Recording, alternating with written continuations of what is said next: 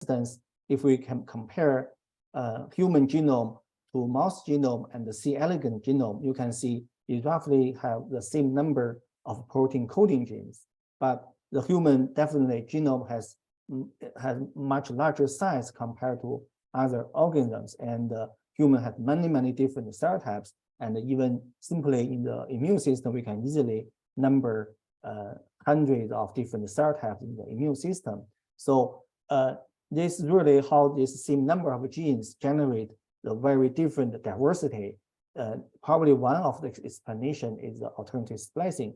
So in estimate, like in every human genes, there's 12 exons, where in C. elegans, there on average only 6 exons, and different ways to connect these exons, allowing human to generate roughly at least 10 times more different splicing isoforms compared to C. elegans.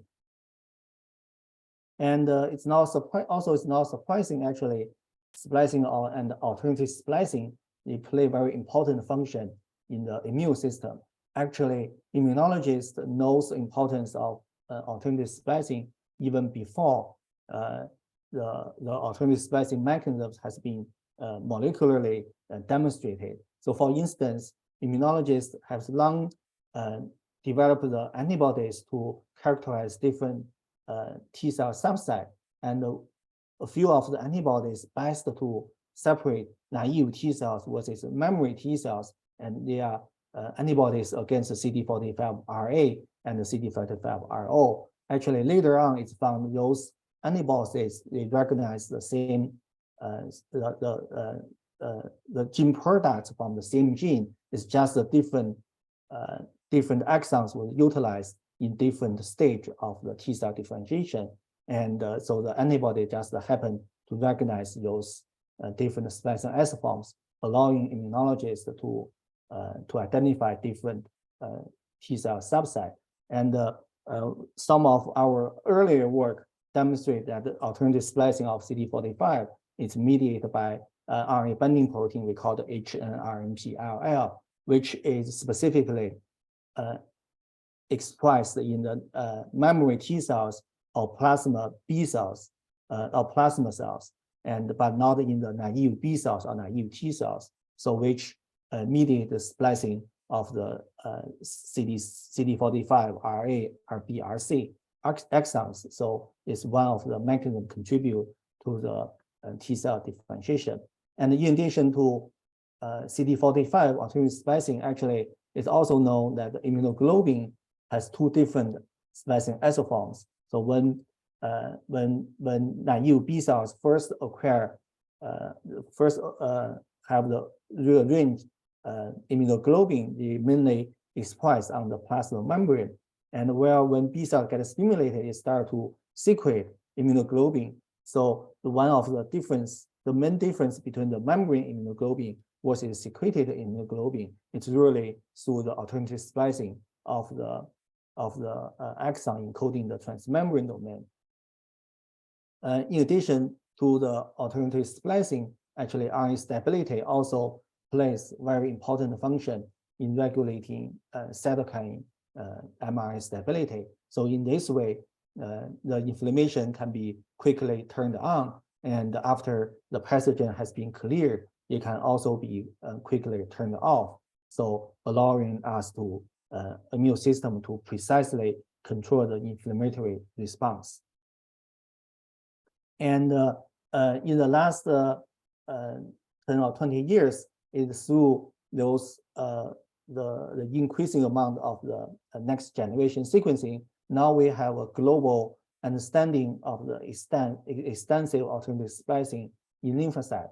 So this is mainly through the Immugene consortium. So after sequencing every immune cell types, I think it draws several important conclusions. So one of them is alternative splicing. It's very pervasive in lymphocyte. So even in mouse, around at least 60% of genes showed very frequent alternative splicing isoforms in T cells or B cells.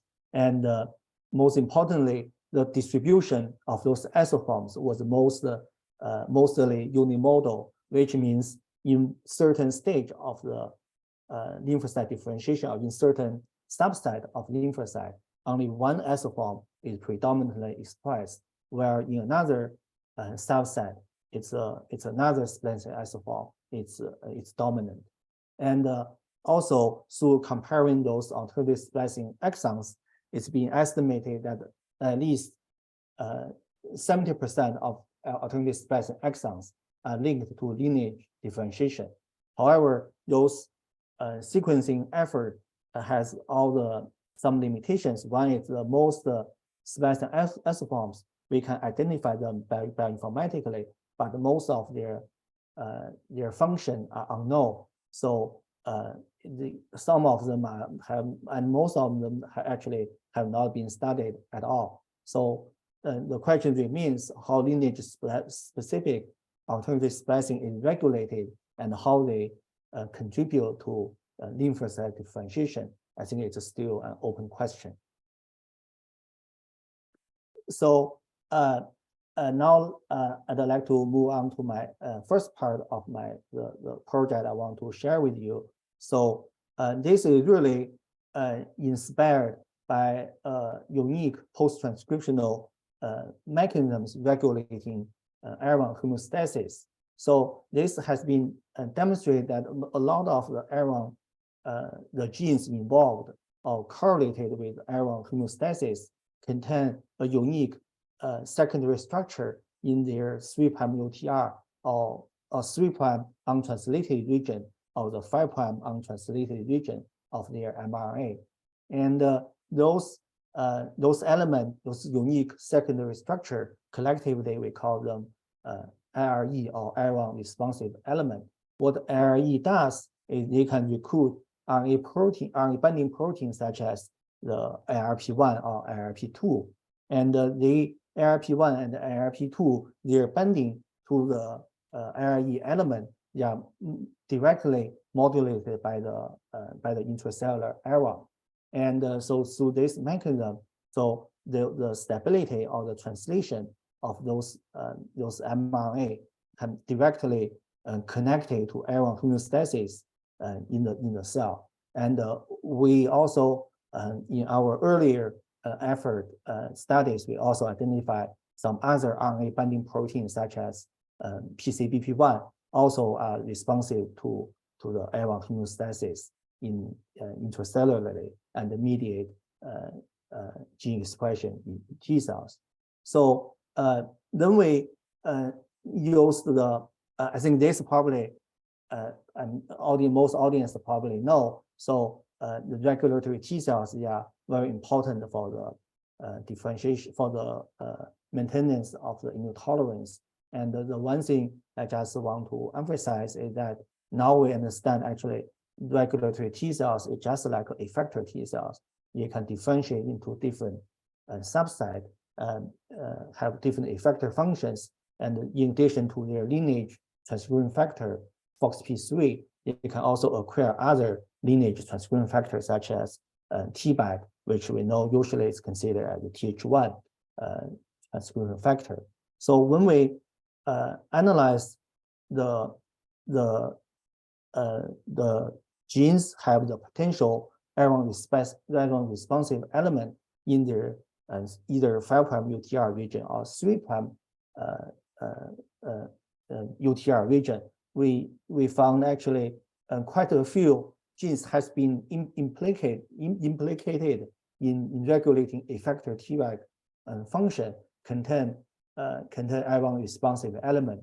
For instance, AHR, which has been demonstrated important for colonic Treg homing. They contain two iron responsive element in their 3' UTR region, and a transcription factor called HIF2 alpha also contain two IREs in their 5' UTR region.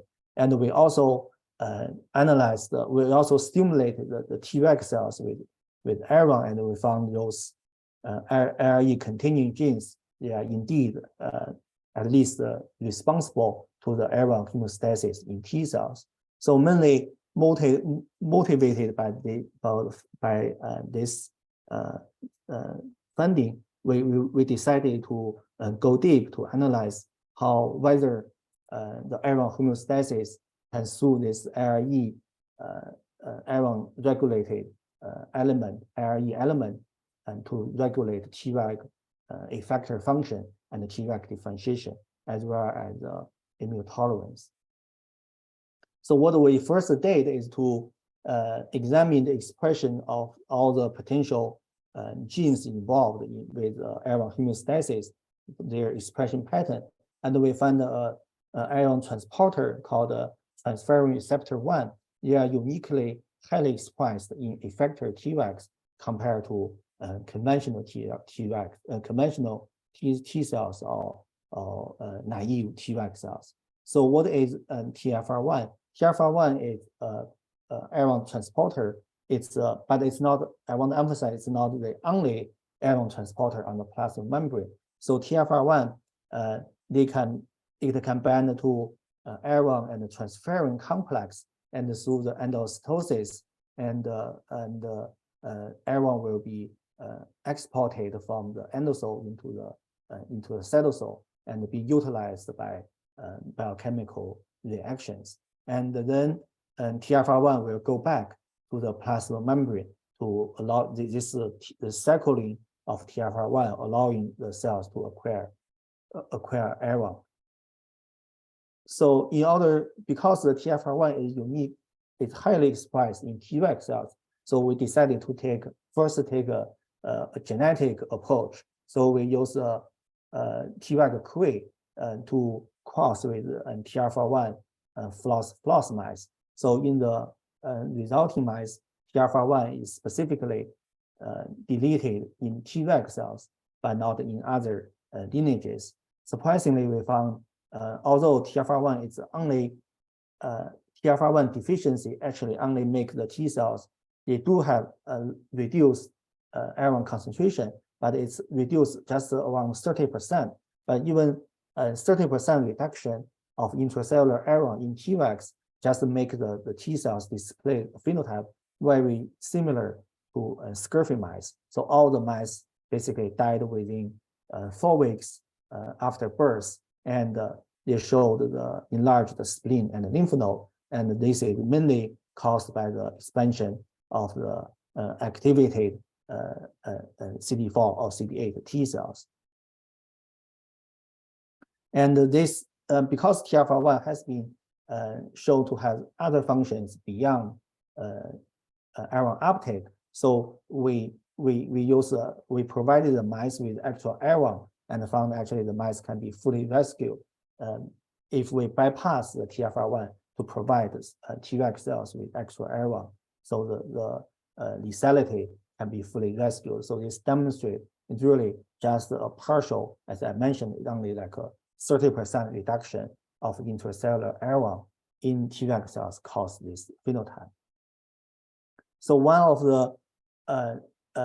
the first question we ask is really this 30% reduction of iron in Treg cells is just because the Treg cells are really hypersensitive to iron homeostasis. So even a little bit reduction will totally block the Treg function or totally block the Treg survival. So previous in the conditional knockout mice, the mice died very early. So we decided to take advantage of the bone marrow chimeric mice. So basically, we took either wild type or TFR1 conditional knockout bone marrow cells as a tester cells and mixed with CD45.1 spike cells and transferred into sublethally irradiated Reg1 mice. So because there's wild type Treg cells, so the mice don't have any signs of autoimmune disease. So what we found actually, now if we analyze the tester cells, which are CD45.2 positive cells, actually we found TFR1 conditional knockout T cells. They do have reduction of Treg, but this reduction is it's just a partial reduction. It's only like a 30% reduction of the Treg cells in the spleen. So then then that indicate if there's no autoimmunity, TFR1 deficiency usually just leads to around 30% reduction of Treg cells. Then the question is, what are those reduced Treg cells? Are those reduced 30% Treg cells? Why they are so unique and why they are important for maintaining the immune tolerance? So the first thing we did is to examine use CD62L and CD44 to examine the naive versus effector Treg cells, and we found indeed in the TFR1 conditional non-colonized there's a significant reduction of the effector Treg cells, which is CD44 high and CD62L low. And those, but the reduction of effector Treg is just a partial reduction. So we decided to go deep to look into exactly which Treg cells are reduced in the absence of TFR1. So now we take advantage of the random X chromosome inactivation, and analyze the female FOXP3 Cre VIP plus mice. So in this mice, because the random X chromosome inactivation, we can only part of the Treg cells depleted TFR1, and we sequence all the CD45. So we sequence all the CD25 positive Treg cells from these mice, and informatically separate TFR1 deficient Treg versus wild type Treg based on the expression of the Cre VIP. So which means if Cre VIP is detected in the cells, which means the TFR1 is deleted, and on the other hand, if the Cre VIP is not detected, which indicate those cells it's not the TFR1 flux allele is not deleted. So first, the immediate thing we noticed actually is we run through all the differentially expressed genes, and one gene we found particularly interesting is cMAF. The reason it's interesting because we found the expression of cMAF in those single cells are mutually exclusive to Cre VIP expression, which means only those cells don't have Cre VIP express the cMAF transcription factor. So what is cMAF? cMAF is a basic region losing zipper transcription factor, and its main function is to regulate the expression of interleukin-10 in CD4 T cell. And the previous studies has demonstrated cMAF is essential for the differentiation of the gut associated Tregs. So we first confirm indeed cMAF was the expression was reduced or was blocked in the absence of the TFR1. So again, we take advantage of the bone marrow chimeric mice and analyze the cMAF expression, and you can see in the wild type Treg cells, there's around 30% of Treg cells express cMAF, but this ratio almost completely reduced in the absence of the TFR1. And because the previous study has demonstrated cMAF is important for the intestinal Treg differentiation, so this make us to analyze the Treg compartment beyond the secondary lymph node organs, which is spleen or lymph node. Again, surprisingly, we found in contrast to Treg in the spleen, the Tregs in the intestine, including the small intestine and the colon, in the absence of the TFR1, those Tregs are almost absent in the intestine, where in the spleen, as I mentioned, there's only 30 to 40% reduction of Treg. So this seems like intestinal Treg, you have increased the sensitivity to reduce the error or block the error intracellularly. And in addition to the bone marrow chimeric mice, we also use tamoxifen-induced transient depletion to demonstrate the intestinal Treg is very representative to the iron reduction. So in this case, we inject tamoxifen into the conditional ERT2 Cre and TFR1 floss mice, and only 3 weeks after the tamoxifen injection, we start to see some syndromes of autoimmunity, such as enlarged lymph node and the spleen. But most importantly, just 3 weeks after injection, at this time you can see the Tregs in the spleen has not really changed much.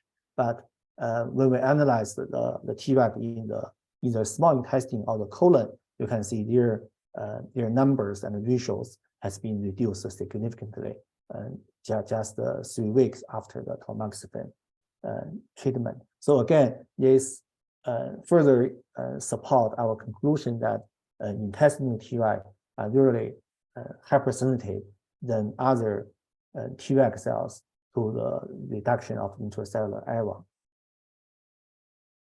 And then we did some, we want to know why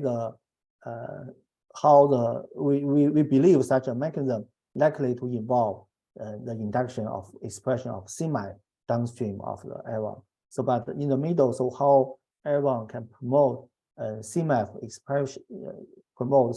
expression. So this we spent quite some time try to answer this question. So the final answer we think is also through this iron responsive element. So the evidence is the following. First, when we analyze the transcriptome of Treg cells, TFR1 deficient Treg cells, we found cellular response to hypoxia is significantly enriched. So we know this is mainly mediated by two the hypoxia response is mainly regulated by two transcription factors, HIF1 alpha and HIF2 alpha. So when we measure HIF1 or HIF2 alpha expression, we found only HIF2 alpha expression is reduced in TFR1 deficient Treg cells, while HIF1 alpha expression is not changed. On the contrary, if we use the iron to stimulate wild-type Treg cells and only HIF2 alpha expression is stimulated by extra iron, but the HIF1 alpha expression is not changed. So because as I mentioned earlier at the beginning of my talk, the HIF2 alpha, they contain two iron responsive elements in the 5' UTR region.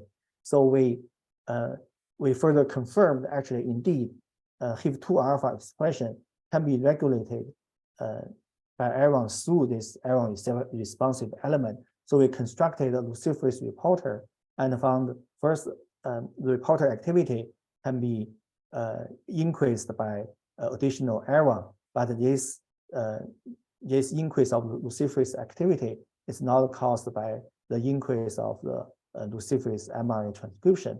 More importantly, if we make a mutant reporter construct, just deplete either of the iron responsive element, we found the response of the reporter to the iron stimulation has been mostly eliminated. So this indicates the HIF2 alpha. It also in Treg cells is also regulated by iron through its iron responsive element. Because the intestine, so the question is how the intestine Treg cells are so special. So when we analyze the intestinal, when we compare the iron concentration in Treg cells, actually in T cells among different compartments, we found intestinal Treg cells actually has a higher level of intestine than Treg cells in the spleen or in the lymph node. So we all know the intestine is a unique organ in our body or in the mice body because they have the extensive microbiota, and extensive crosstalk of the immune system, mucosal immunity, and the microbiota. And so we asked the question whether the higher concentration of intracellular airborne in colon Treg cells is somewhat related to the microbiota. So we analyzed the germ-free mice, and we found indeed in the germ-free mice, the iron concentration in the intestinal Tregs are significantly reduced. And this can be reversed if we provide extra iron to the germ-free mice. And more importantly, I'm sure a lot of people probably already know. So in the germ-free mice, in the colon, there's a selective reduction of Tregs in the colon compared to SPF mice. But more importantly, we found if we provide extra iron to the germ-free mice, it can recover the reduced Tregs in the colon. So this indicates that the reduction of colon Treg cells is at least partially because of their inefficient acquire of the intracellular iron because of loss of the microbiota. So we went further to analyze how microbiota may contribute to the iron acquisition in T cells. So we did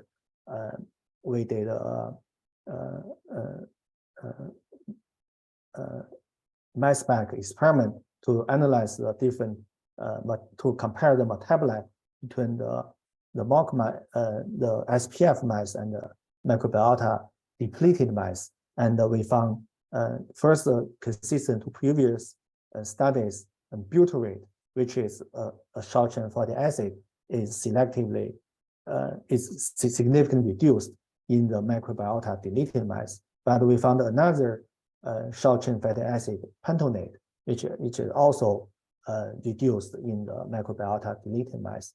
And then we tested which of those short chain fatty acid can stimulate iron acquisition and cMAF expression in Treg cells. We found at least for the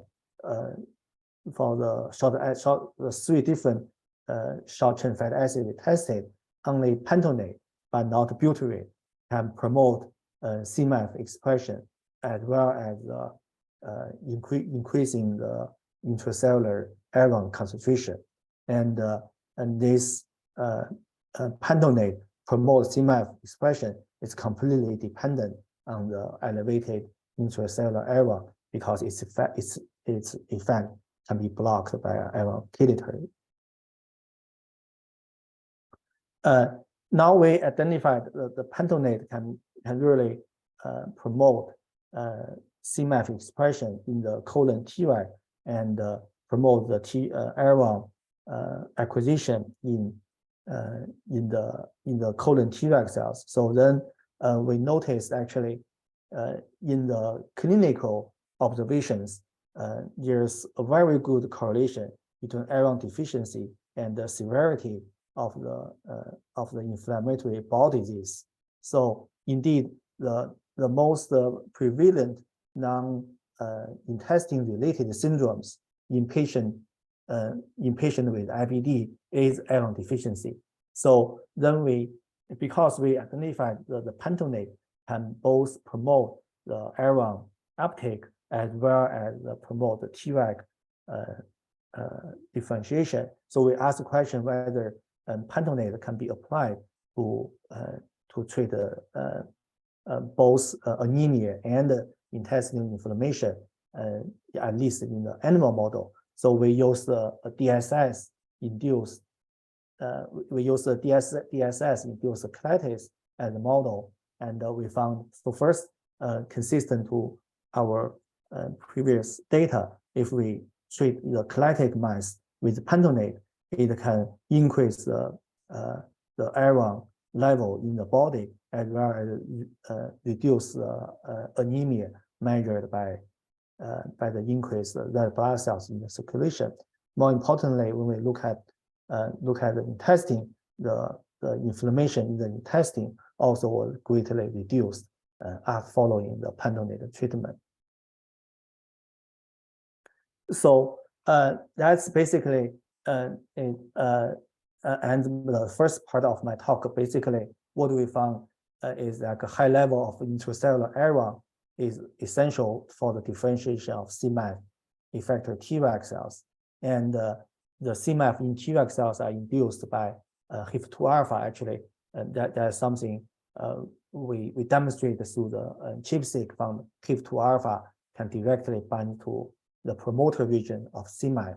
And I think more importantly, we found loss of microbiota diminished the uptake of area by Treg cells, and we identified a microbiota-derived short-chain fatty acid pentanoate, which can promote the area uptake by Treg cells, as well as promote suppress the inflammation in the SDS-induced colitis.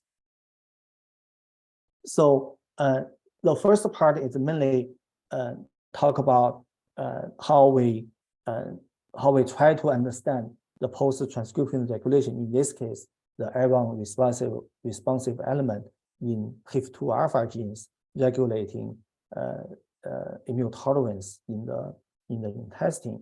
So at the same time, our lab is also trying to, based on some unique properties of immunology, especially the adaptive immune system, and trying to develop some novel technologies for us to better understand the post-transcription regulation, and more importantly, in this case, the RNA splicing. So so we know, as I mentioned, RNA splicing is critical for gene expression and the increase protein diversity in the genome. And it's not surprisingly, a lot of genes actually is caused by defect in the RNA. Sorry, a lot of disease are caused by the defect in the RNA splicing process. And it's estimated like around 30% of human genetic disease are likely caused by the defect in the RNA splicing. It's easily even some missense mutation, and its disease-causing function are likely caused by splicing defect rather than one or two amino acid chain. And because of its importance in the human disease, and great effort has been devoted to develop technologies to modulate RNA splicing. And the most successful technology is called, or widely used, is called antisense oligonucleotide. So, or short for ASO. So ASOs, they are special chemical modified single-strand nucleotide. Because it's single-strand, it can complementary bind to a single-strand RNA and block the interaction of protein with the RNA, and in this way can modulate RNA splicing. And actually, because of the ASO actually has been successfully applied in human disease, and the scientists developed the ASO technologies for various human disease, has been the breakthrough prize in 2019 and 2018. But ASO has some inherent limitations, especially if we want to utilize it to analyze the function of certain splicing S-form. So because it's working on RNA, we all know RNA has a short half-life, which means the ASO usually has a transient and limited effects on RNA splicing. So this really makes it very hard to utilize ASO in fast dividing cells, such as the immune cells. So we are mostly interested. So let me give you one example. So this is one exon in T cells we are particularly interested in. We want to analyze the function of the splicing S-form without exon 6 in the final product. So we designed a bunch of the ASO molecules. That's what people usually do. And design a bunch of ASO molecules. As you can see, if we measure the inclusion of exon 6 in T cells, you can see some of the ASO, they are working reasonably good. The inclusion, if without any treatment, the inclusion of exon 6 is around 50 to 60%, but some ASOs can reduce the inclusion to less than 20%. We are pretty happy with this, but if we wait, this is 48 hours post-treatment, but if we wait a little bit longer, or wait for another 48 hours, you can see all the ASOs lost their effect. So this, the reason is quite straightforward because we know, at least in vitro, when we do the culture, the T cells is really fast dividing. It can divide almost like at least once a day or even twice a day. So the effect of the ASO on RNA are quickly diluted during the cell division. And also, when ASO is utilized to treat human disease, it's been found it's really quite expensive because the patient need repeat treatment. And also ASO, basically, most successful ASOs are designed based on this screening approach. So it's really make it incomparable with genetic screening, especially if we want to analyze a long-term immune response. The ASO really cannot do this. So then we thought about using some genetic approach to modulate RNA splicing, and this really not many tools available right there. And compared to modulating gene expression, we know previously we have sRNA, we have shRNA, and we have CRISPR, and we have CRISPR-A or CRISPR-I. But for modulating RNA splicing, it's really very limited tools available. So we decided to develop some of our own strategy to modulate RNA splicing. So in this way, we turn eyes to some of our own invention. So this is based on our understanding of the somatic hypermutation happened in germinal center B cells. And somatic hypermutation is mainly mediated by cytidine deaminase, we call it AID, or activation-induced cytidine deaminase. So this is a big family, and have very diverse functions. And AID is the founding member and has been expanded in the human genome, including the other deaminases such as ApoBac1 and ApoBac3A, etc. Those are play important function in the defense against the retroviral infection. So those because so the enzymatic activity of the AID or ApoBac enzymes, they are really to deaminate the cytidine to turn the C into uracil, into U, and in the DNA, the uracil can be recognized by polymerase as thymine. So in this way, make a C2T conversion. Definitely in germinal center B cells, there's other repair pathway to the uracil to generate the very high diversity of the PCR sequence in the germinal center B cells. And the function of the cytidine deaminase actually has been harnessed to develop a genomic editing tool collectively called cytidine base editor. So this basically combine the cytidine deaminase. There's different flavors of cytidine deaminase, including rat ApoBac1, human AID, and human ApoBac3A and CDA, etc. But the principle is to combine the cytidine deaminase with the nucleus inactive cassette protein. So in this way, with the guidance of sgRNA, the cassette and AID fusion protein can selectively or can be programmed to deaminate a certain cytidine in the genome, in the genomic DNA, and mediate and then make a C to T conversion in a targeted manner. We also show we can also harness the unique property of AID to make a cytosine relatively equally converted to other 3 directions. So then why this can be utilized to modulate RNA splicing? So this is really because in our human genome or mammalian genome, all the introns of the genes, they all around 98% of the introns is started with conserved GT dinucleotide and end with the AG dinucleotide. And there are indeed a lot of biochemical molecular biology and human genetic study has been demonstrated those GT and AG dinucleotide are critical to for the splicing of the adjacent exons.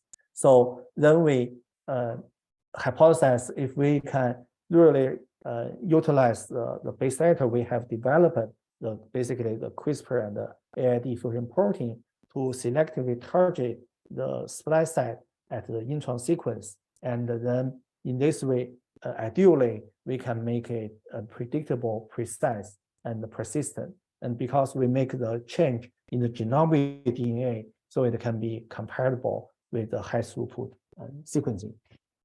So in order to test this possibility, we first utilize the most simple alternative splicing, which is splicing of the cassette exon, which means one exon is either included or excluded in the final mRNA product.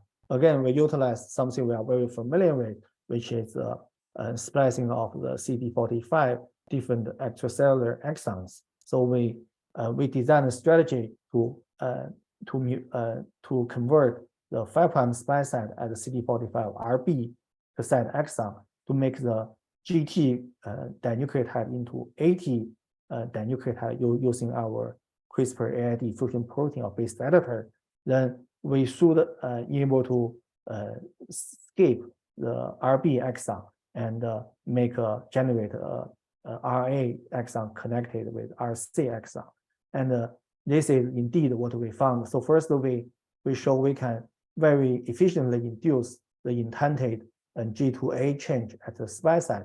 And most importantly, when we use the different antibodies to detect the expression of different extracellular exons, we found only in our edited cells, which is blue, in our edited cells, only CD45 RB expression was reduced, where either total CD45 expression or the expression of RA or RC exons, they are minimally affected. And this strategy is not only efficient, but also very specific. So we utilize the RNA sequencing analysis to compare the whole transcriptome-wide change following the editing. So in this case, we choose the PKM1, 2 exons of PKM1 and the PKM2 as an example. When we compare the genome-wide RNA expression, we really didn't see any change following the editing.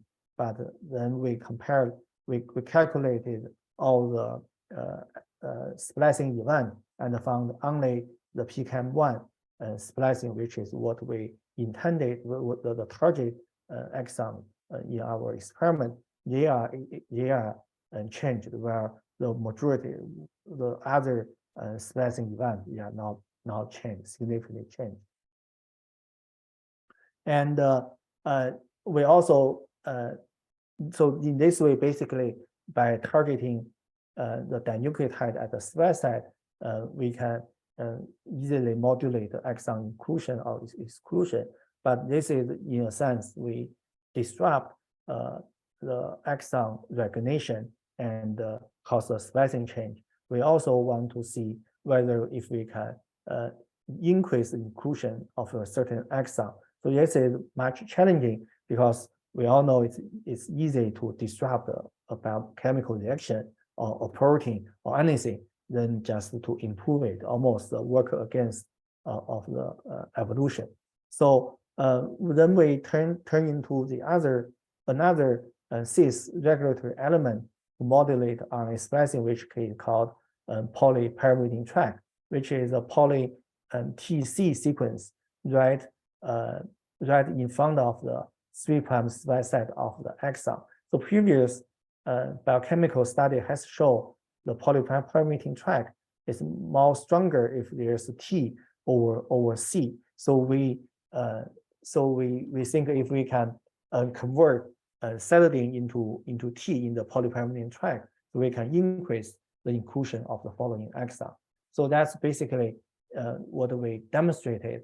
So we take for instance we use OS9 as a gene as an example. So in its exon 13 upstream of its exon 13, it's a polypyrimidine track has many Cytidine. So this exon most tissue are excluded.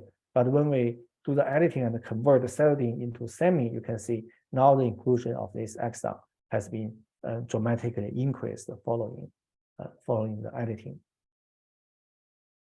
And so basically, we also demonstrated using a similar approach, we can modulating many different types of the alternative splicing, including cassette exons, intron retention, mutually exclusive exons, and alternative 3' or 5' splice site.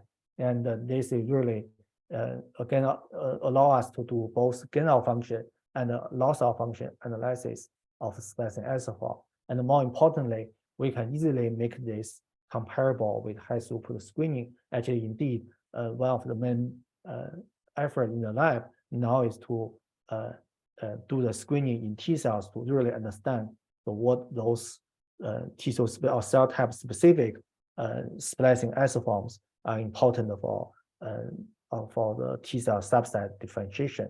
So, but we don't have complete data yet. So hopefully next time we will introduce that part of the effort. But at the same time, we're also wondering, because the splicing defect are closely related with so many human disease, can we utilize to treat some human genetic disease as provide a potential therapy? So then we noticed actually a disease called Duchenne muscular dystrophy. This is one of the most severe form of the muscle disease. Actually, it happened quite often in the population across the world. It's around 1 in 3,500 to 5,000 boys. They will suffer this terrible disease. So this disease is caused by loss of a cytoskeleton protein we call dystrophin. So loss of this protein will cause the muscle damage, and the muscle damage gradually muscle damage will cause the patient they lost their ability to walk around their 8 to 9 year old, while most patient died around pass away around in their late 20s or early 30s, mainly because of the heart, the cardiac muscle failure or the lung failure. And although this gene has been cloned like in the 1980s, and it's also a single gene defect will cause a disease, but so far the patient lives has not been significantly improved. It's still, even with the current improved caring and medical conditions, the average life span of the patient is just around 30% of the normal people. And what makes it really difficult to treat is really because this protein is a gigantic protein in our genome. The gene encoding this protein has over 98 or over 90 exons, and really make it very hard to be delivered to correct the disease. Meantime, through the human genetic study, also been estimated there's actually another type of the dystrophin mutation, and those mutations are often inframe mutation. So the patient still have the dystrophin protein, even though they miss 1 or 2 exons. But those patients, they can survive much better than DMD. So those patients, their life is expected around at least 80% of the normal individual. So that means, so this really make the field excited to using the RNA splicing to convert out of frame DMD mutation into an in-frame DMD mutation. So that's also a big effort to treat this disease. And it has been estimated that over 80% of DMD mutations could be corrected by different exon skipping strategies. And to demonstrate, to do a proof of the principle experiment. So first we did the experiment in the iPSCs. So those iPSCs are derived from a Chinese DMD patient. And so this patient has over 10 kb deletion in the X chromosome. And because of this deletion, so the exon 51 is lost in the patient. So because of loss of the exon 51, so the patient cannot generate dystrophin protein at all and suffer the disease. And we designed a strategy to correct this mutation as the following. So we use our base editor to convert the 5' splice site of exon 50 from the GT dinucleotide into AT dinucleotide. So in this way, the cells will recognize exon 50 as an intron, although there's only one single nucleotide change in the genomic DNA. And then now the exon 49 could be connected to exon 52 directly. And this predicted can be generated an internal truncated protein, and is predicted to maintain certain functions of dystrophin. So first we can very efficiently induce the GT dinucleotide into AT in the targeted exon. And more importantly, when we analyze the splicing of these 4 exons in the wild type, now exon 49, 50, 51, 52, they are connected. And in the patient, because of the DNA deletion, exon 50 now is directed to connect to exon 52, where in our corrected cells, now exon 49 is directly connected to exon 52. And most importantly, such skipping of the exon 50 can restore the dystrophin protein expression. As you can see in the patient-derived cells, there's no dystrophin, where in the corrected cells, the dystrophin level has been restored comparable as the wild type cells. And if you look at carefully in the corrected cells, the dystrophin, the molecular weight is slightly lower than the wild type protein. I think it's because they lost 2 internal exons. And more importantly, the function of those iPSC-derived cardiomyocytes can completely restored. So that is done in the in vitro. Now we also think about how could we translate this into in vivo. So we utilize the AAV or adeno-associated virus as a carrier for our gene editing module. And we choose a DMD mouse model, which has a 4 base pair deletion in the exon 4 of the DMD gene. And the strategy is very similar to the iPS studies, but we injected the AAV encoding our genetic editing module into newborn mice, and then analyze the RNA splicing in the muscles. At least, for example, in the heart, we saw around 60% of the exon 4 has been skipped in the AAV treated mice, and there's one advantage of this compared to other approach is the splicing pure. The product of the RNA splicing is very pure compared to, you can see, except the exon inclusion and the exon skipping, there is barely any other change of the RNA splicing events. More importantly, when we analyze the dystrophin protein expression, we found the dystrophin protein expression has been restored in the AAV treated mice, and the tissue inflammation, the tissue damage usually observed in the DMD mice has also been prevented. And more importantly, when we assay the cardiac muscle function and the skeletal muscle function, we found both the cardiac muscle function and the skeletal muscle function has been restored to a level comparable to volatile mice. And more importantly, the survival of the mice has been significantly improved after the AAV treatment. So basically, that's just the one example. We're trying to directly utilize this as a approach to modulate RNA splicing and to treat disease. As I mentioned, so we also have our ongoing project, basically borrowing idea of the CRISPR screening on gene functions. Now we use this base editor-based splicing modulation. We now do the isoform specific screening in various immune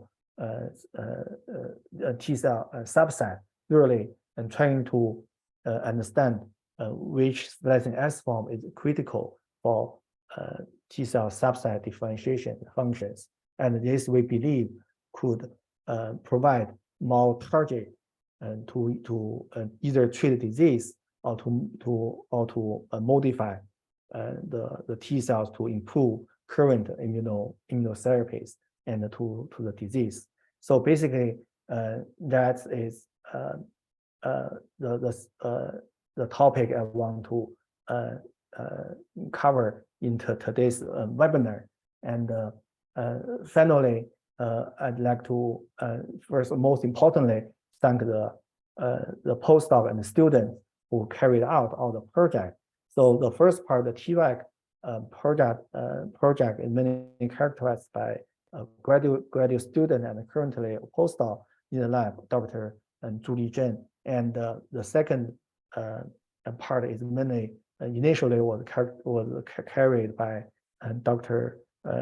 Zhenjue Yuan, and the in vivo studies are most conducted by Dr. Jia Li. And also I'd like to thank all our collaborators, especially our previous colleagues in the Shanghai Institute of Biological Science.